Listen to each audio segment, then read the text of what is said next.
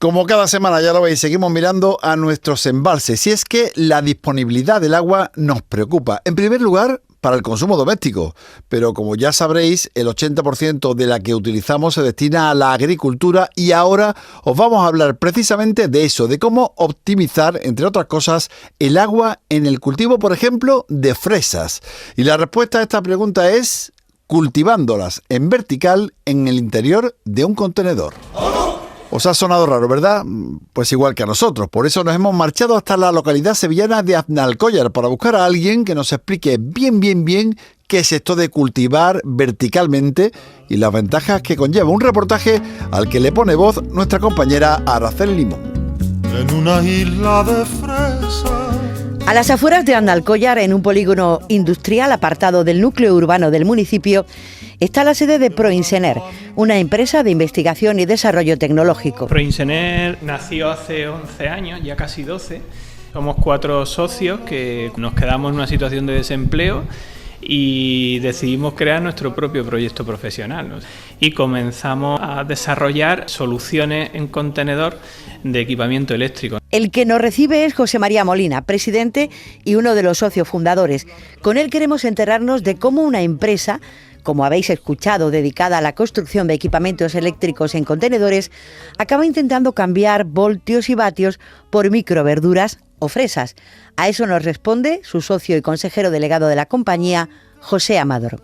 Estos sistemas son sumamente también delicados y necesitan pues unas condiciones de habitabilidad idóneas. Por ejemplo, una sala eléctrica que vaya a estar en el desierto de Atacama, pues necesita estar climatizada, necesita estar protegida de ambiente de polvo.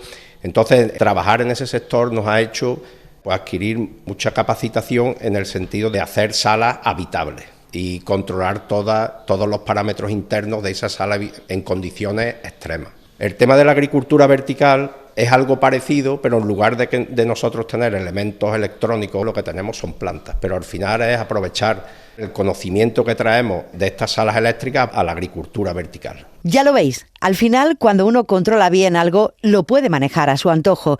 Y eso es precisamente lo que intentan hacer en AgriCube, una empresa filial creada para este proyecto, cuyo máximo responsable, Hugo Scanetti, no tiene pelos en la lengua. Esto es jugar, entre comillas, un poco a Dios, ¿no? Tú gestionas internamente una serie de variables que son variables de temperatura, humedad, dióxido de carbono, los nutrientes, el riego. Bueno, a fin de cuentas, tienes una especie de partitura en la cual pues juegas con todos estos elementos. Al final es como buscar las mejores condiciones que requiere una planta y tenemos una calculadora que vamos trabajando a medida que vamos haciendo el ciclo de cultivo, donde vemos qué densidad de semillas hay que poner, cuántos días de blackout, que es el periodo donde está sin luz, necesita, cuántos nutrientes, cuánta agua consume, porque al final sacamos unos baremos que es índices, digamos, de producción y unos números asociados a costes directos e incluso de inversión. Eso es un poco el ecosistema. Un ecosistema que nos puede permitir algo de lo que hablamos mucho en este programa, adaptarnos a los obstáculos que a medida que avance traerá consigo el cambio climático. Sobre todo desencadenantes atmosféricos cada vez más agresivos, que en el cultivo actual pues destrozan los invernaderos y eso repercute en pérdidas económicas importantes y en el tema de los seguros. Tenemos la afección que ya tenemos con los recursos hídricos, con un descenso muy significativo de los mismos en toda la parte de Huelva y toda la cuenca del Guadalquivir. Tenemos el tema de la tierra, que actualmente, y dada la forma en la que se está cultivando, pues cada vez son tierras que están con mayores niveles de contaminación de nitratos y de otros activos. En base a todo esto, creemos que la solución dentro de 10, 20 años va a venir de sistemas de este tipo y que tienen que posicionar a las grandes cooperativas de Huelva en sistemas de este tipo donde se consuma un 80% menos de agua, donde estén muy controlados los fertilizantes, no vayan a la tierra, donde las producciones estén en entornos controlados, que estén protegidos de las adversidades atmosféricas, y entendemos que dentro de 10-20 años, si no se anda el camino en esta dirección, pues probablemente sea un sector que casi desaparezca de la zona. La agricultura vertical es un concepto muy disruptivo de la agricultura tradicional. O sea, al agricultor tradicional, si le dices que la planta no necesita la tierra para vivir y que puede estar la raíz desnuda al aire y que, bueno, de la luz del sol, lo que necesita solo un determinado espectro para cada uno de los desarrollos vegetativos de la planta, pues claro, una idea muy disruptiva. Y hay otros países que no tienen las bondades como el nuestro, por ejemplo, de sol y de clima, como pueden ser Países Bajos, Holanda, donde están haciendo inversiones bastante potentes en agricultura vertical, porque no tienen las posibilidades que tenemos nosotros, y que si nosotros no invertimos en esa tecnología, pues igual dentro de 5 o 4 o 6 años, pues nos encontramos con que tecnológicamente han desarrollado un sistema de cultivo y nosotros no hemos quedado al margen de él. Y es que el mercado aprieta.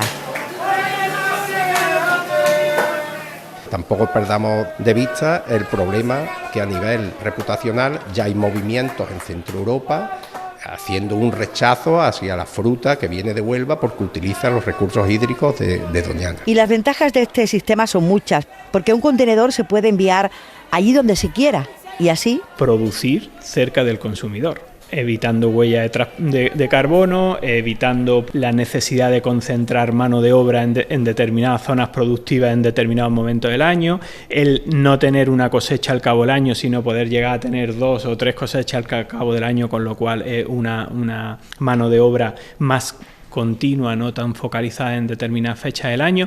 Va a traer muchos cambios al sector, a la cadena completa de valor del producto, tanto desde la agricultura hasta todo el sector de servicios, transporte, logística, hasta el punto de consumo.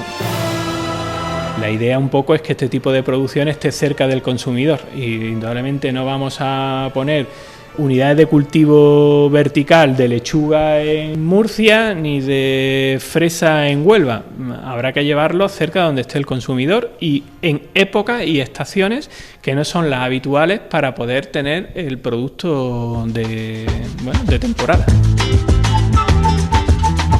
Claro que para conseguir todo esto hay que trabajar en equipo. El agricultor, el que tiene el conocimiento agrícola, el industrial, que tiene el conocimiento industrial, pero al final hacen falta agrupar los dos conocimientos para poder tener realmente un sistema de cultivo a una escala de producción masiva. Y eso es lo que pretendemos hacer con esto. Por eso, Proinsener ha llegado a un acuerdo marco con el IFAPA para conseguir que el conocimiento fluya en ambos sentidos y que cobre forma en un centro experimental de Huelva. Estamos delimitando ya el alcance de esa primera inversión en el Centro Tecnológico del Tomillar, que está en Huelva, de IFAPA, para un módulo de cultivo de fresa en entorno vertical.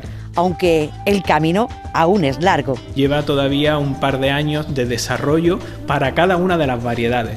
Nosotros como empresa industrial lo que nos hemos centrado ha sido en las variedades de microgreens, de forraje verde, y ahora queremos lanzar el desarrollo de la fresa en cultivo vertical junto con IFAPA. Pero sí es verdad que ese proyecto va a ser un proyecto a 2-3 años vista, en la cual se van a ir montando distintas fases del proyecto y que la velocidad también va a ir dada un poco por los recursos que nos encontremos para poder desarrollar el proyecto. Ahora mismo no hay una demanda de esto, pero sí hay una intuición de que hace falta para resolver el problema. Y en ese punto es en el que estamos. Y el plazo que nos estamos marcando con IFAPA es ese, el plazo de en 3 años tener una solución, haberla testeado junto con ellos, junto con su conocimiento y decir, oye, esta es la solución, económicamente es trasladable y es viable, y a partir de aquí pues sería la industrialización.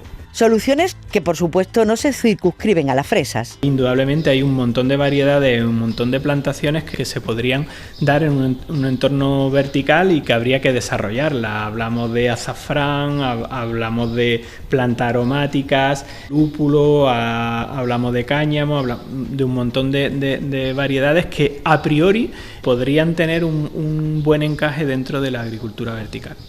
Pues vamos, si os parece, a ver el contenedor. Fenomenal, y vamos a contar qué es cada cosa y para qué sirve.